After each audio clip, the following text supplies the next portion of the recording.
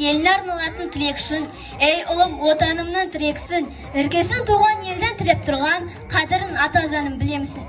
Ешкімде мін тағылмас елдігіме, дауласып жармаспайды бердігіме. Бойымда ата заным өріліп тұр, даламның кендігі де, тендігі де.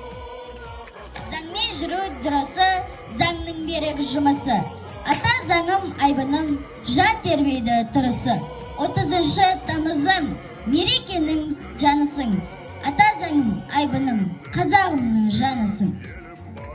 Бастайтын болашаққа бақ кемені, осы жол халықтың да нақ сенімі.